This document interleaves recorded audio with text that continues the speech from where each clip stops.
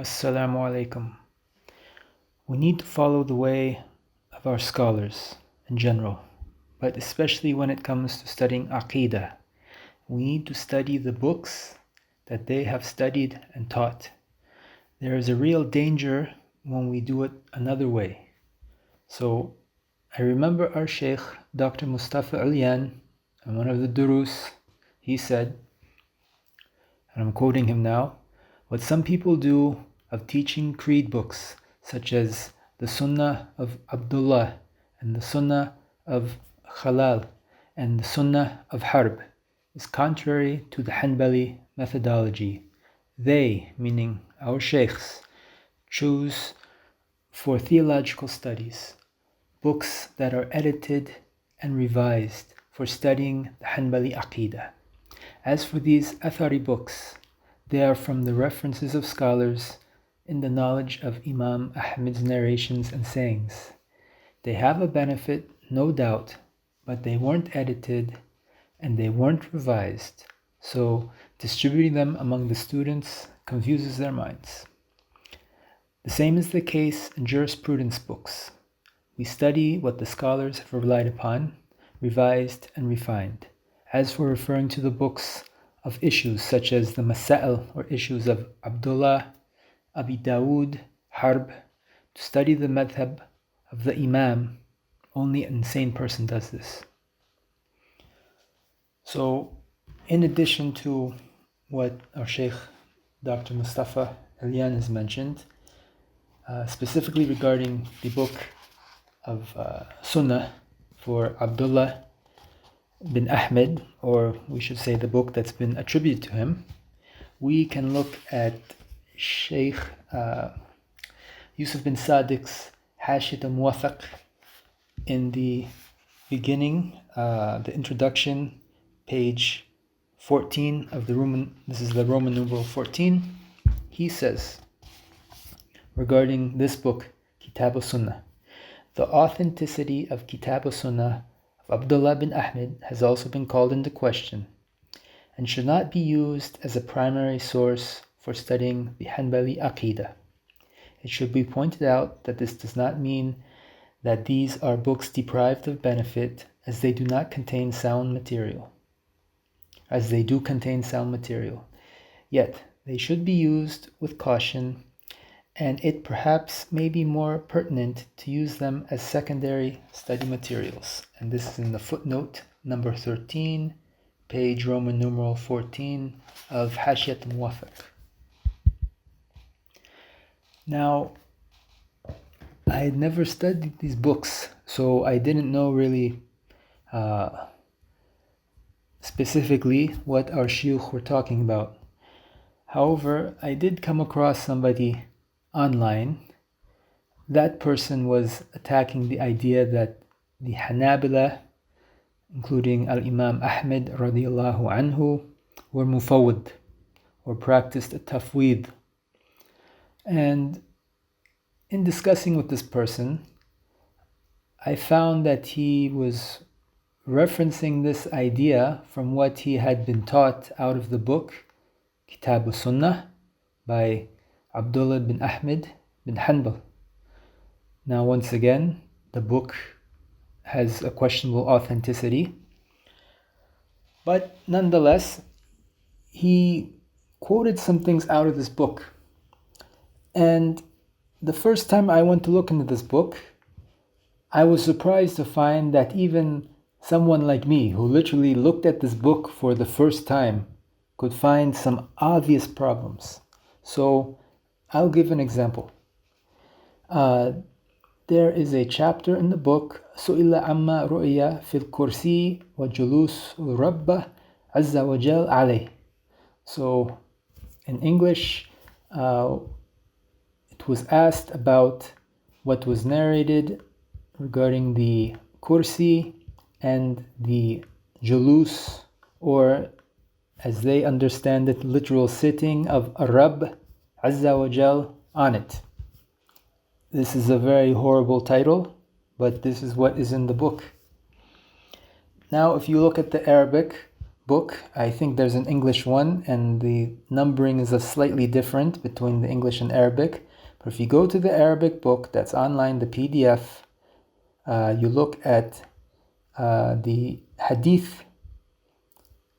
number 569. I'm not going to read the Arabic, I'll just translate it directly, but this is supposedly what Abdullah bin Ahmed has said.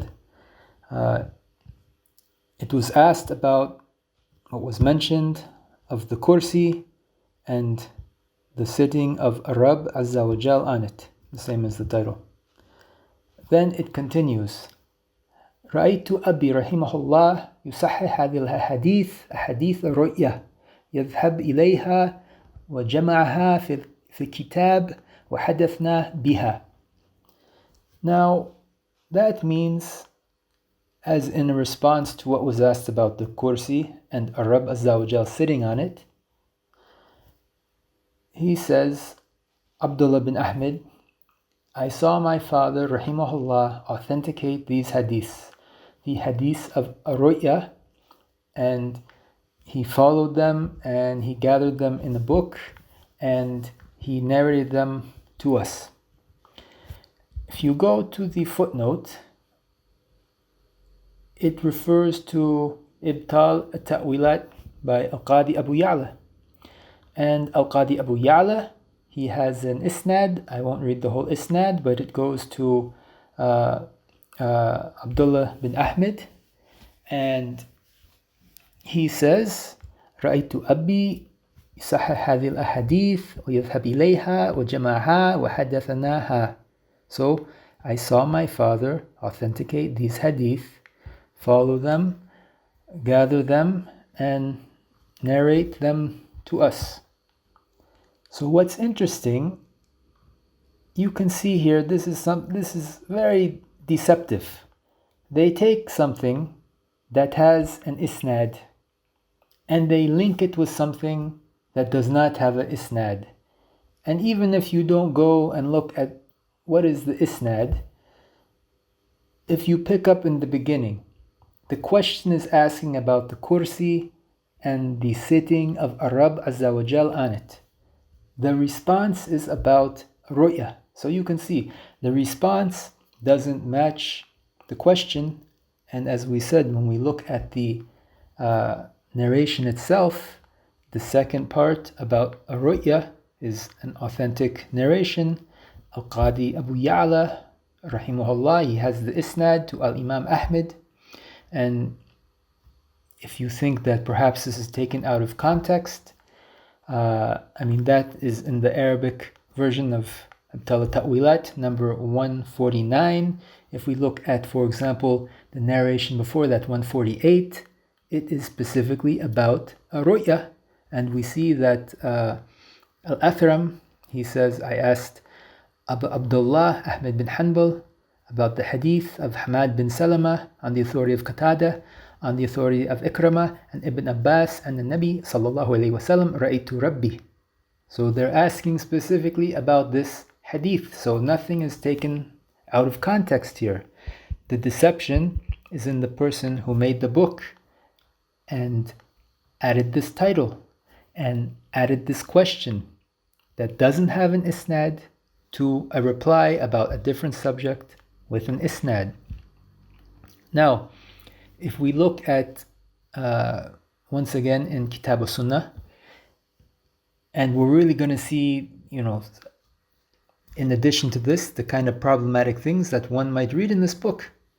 So we can look at the next two narrations. This will be number 570 and 571 in the Arabic version.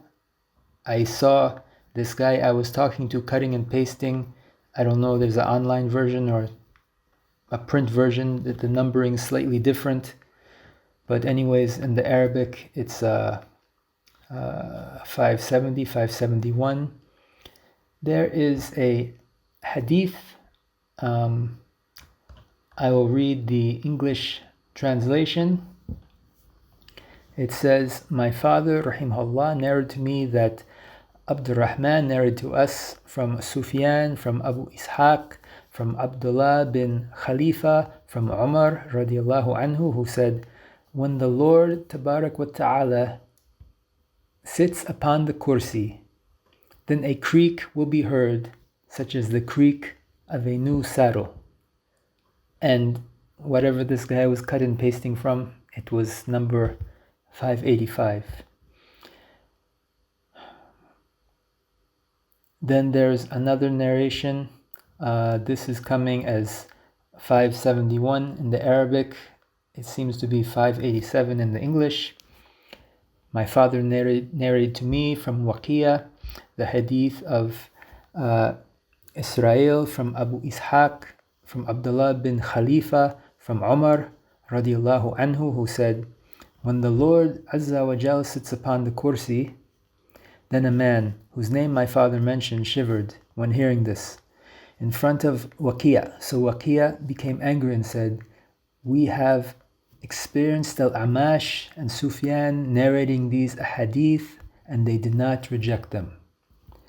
So one may be thinking, oh, there is a clear evidence here that Allah Azza wa Jal was sitting on the kursi. Astaghfirullah.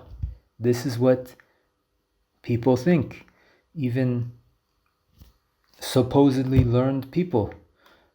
When this person that I was debating or having a discussion with was refusing to believe that Hanabila and Imam Ahmed were mufawwadh, and he was giving me these examples from the book, one can still argue there are ways to look at these narrations, and we will get to that. But I tried to push this person. I said, is there really someone, shuyukh, who believe this and teach this?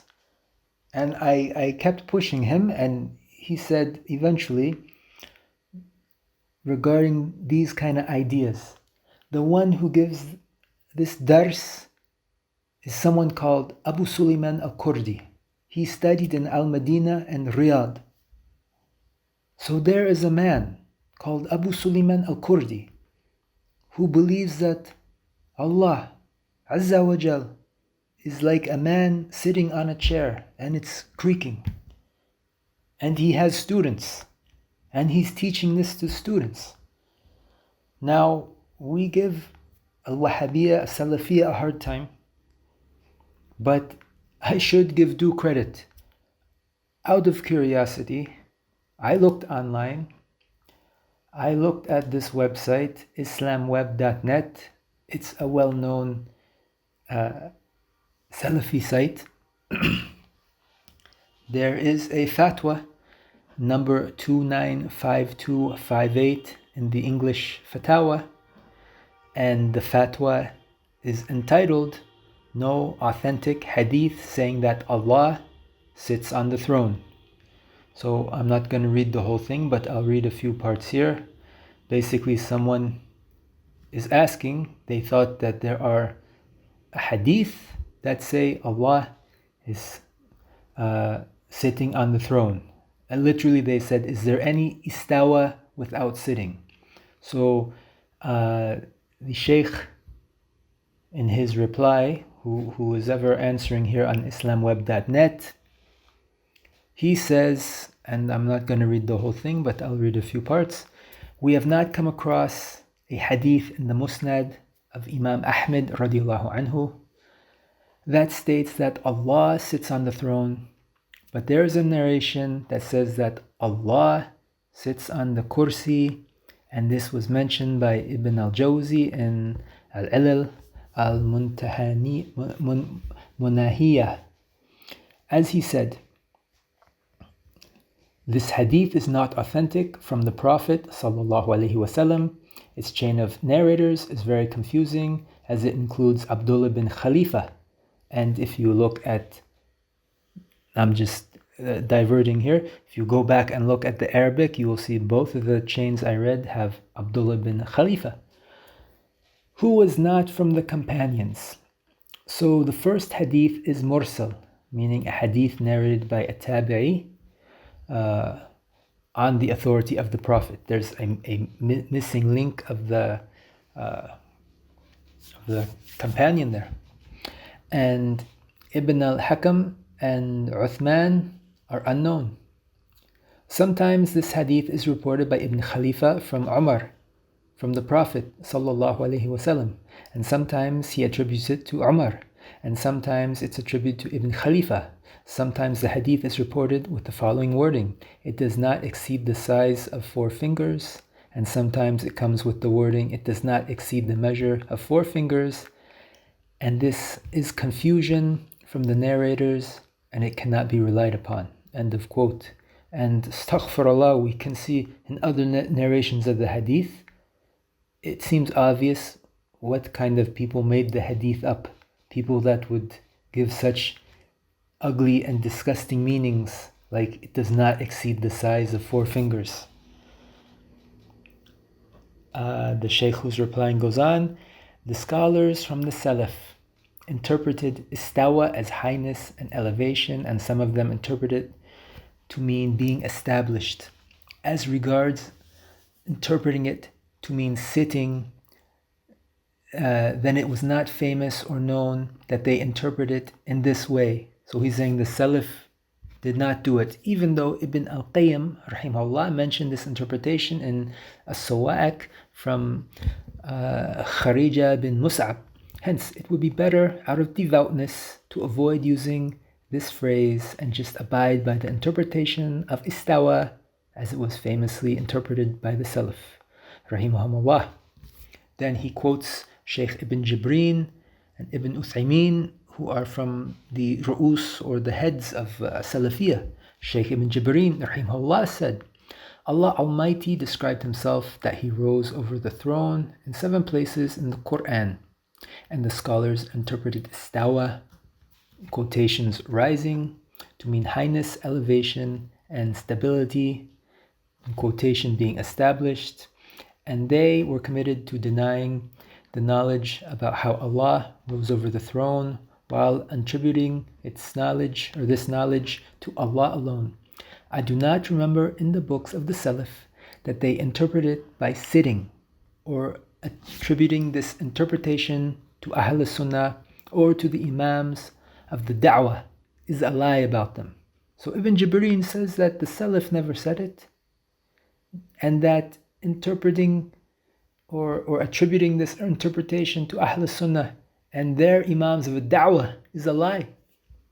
Moreover, Shaykh Ibn Uthaymeen rahimahullah said, as for the interpretation of the istawa of Allah on his throne by him being established on it, then this is famous from the Salaf. Ibn Qayyim reported it in his poem known as An-Nuniyah, and he reported it elsewhere. As regards to sitting, then some of them mentioned it, but I am not content with it. So Shaykh Ibn Uthaymeen, and we know his position aqeeda, said that regarding the sitting of Allah on the kursi, he is not content with it. So this brother who thinks that he is part of this movement and he's following a man called Abu Sulaiman al-Kurdi, they aren't even following their own scholars. So you can see how this book is just something that opens up chaos and anarchy, even in terms of al-Wahhabiyya, Salafiyya. It goes to bounds even beyond the extreme bounds that they went. So, in conclusion, if we think about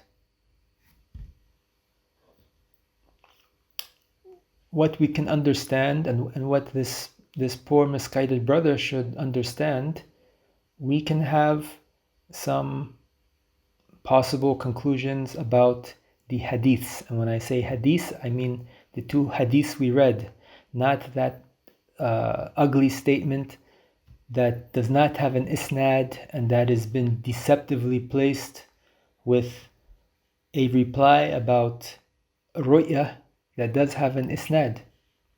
So we can think that either those hadiths that they are not authentic and rejected, meaning that the chain of transmission from Abdullah bin Ahmed isn't authentic, and hence it's falsely attributed to Imam Ahmed.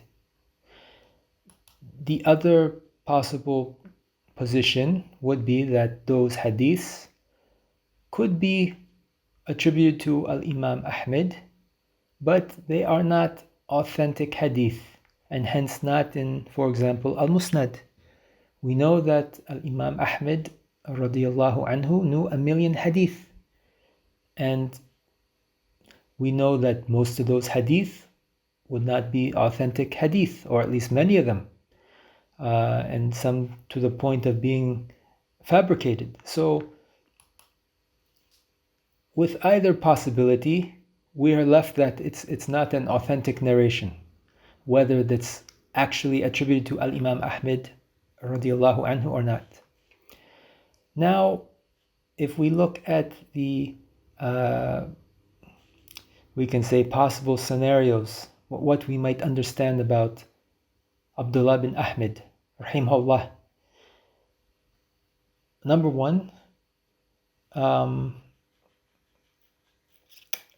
one scenario, and this would be the obvious likely scenario, parts of the book are wrongly attributed to him and are insertions, and those parts are rejected. And as we saw, that was the case in the first narration that we read, which was in the Arabic narration 569, that matched a actual statement of Imam Ahmed with a question about a different subject that does not have an isnad, and that part we can reject. So another scenario that we could say, even if we agree that this statement is an addition, and I think we would also agree that because we know that Abdullah bin Ahmed is an upright person and we don't accuse him of adding it, but it could be someone later. And we agree that the hadith is authentically attributed to Imam Ahmed. And once again, I want to emphasize, I'm talking about agreeing that the hadith has an actual real chain to Imam Ahmed, as opposed, or meaning that, or it doesn't presuppose that the hadith itself is authentic, as we mentioned. Imam Ahmed radiyallahu anhu, he knew fake and fabricated hadiths. He wasn't narrating them as being authentic, but he knew of them and he had isnad to them. So if we agree that, as we said, that statement is an addition and that the hadiths are actually authentically attributed to Imam Ahmed, then it's possible that Abdullah affirmed it with tafweed.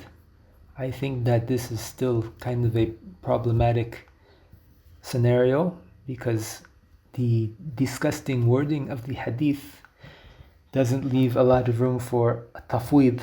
It's a bit like the Christians with some of their claims. We can't say that they're having tafweed of how Allah can be three persons.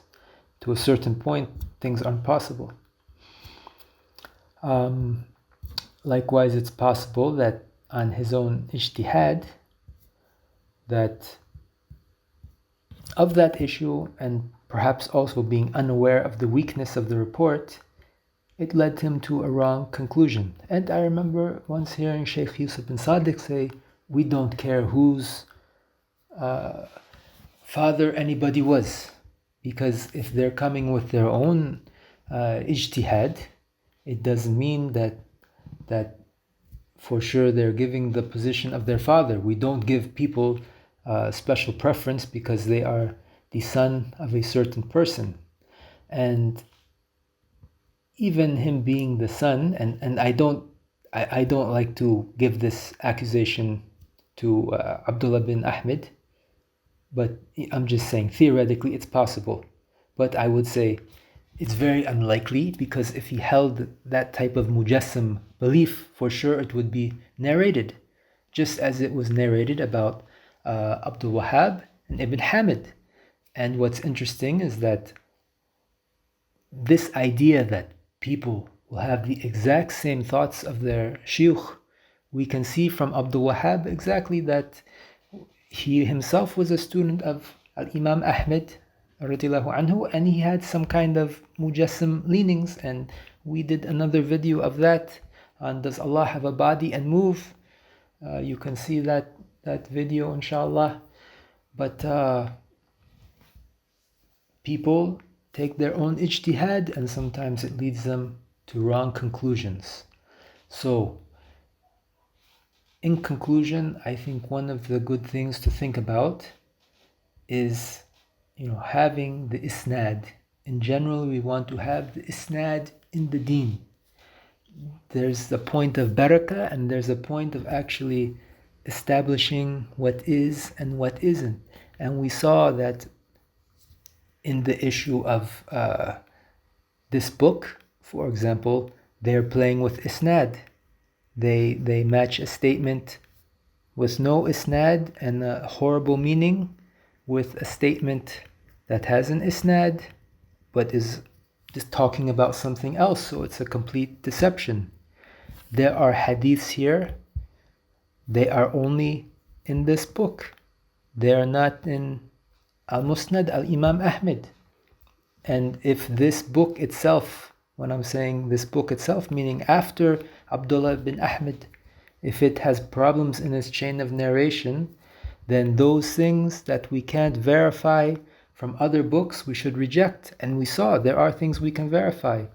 The second half of that statement, the hadith number 569, we verified the second half. Al-Qadi Abu Ya'la rahimahullah mentions it in Ta'wilat, and he has isnad from him to Al-Imam Ahmed. So that we don't reject. But things that are only in this book, we should reject.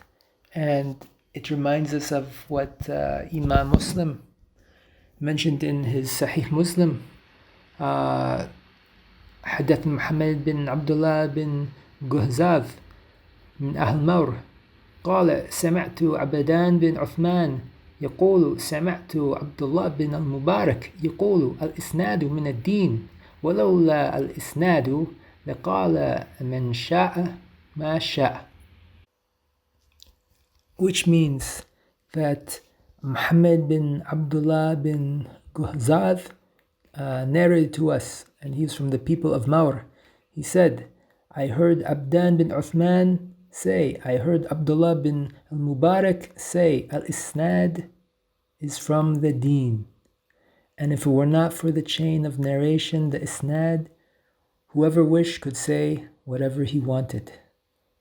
And that's exactly what's happened now. And we saw to the extreme deviation and misguidance that it can lead to.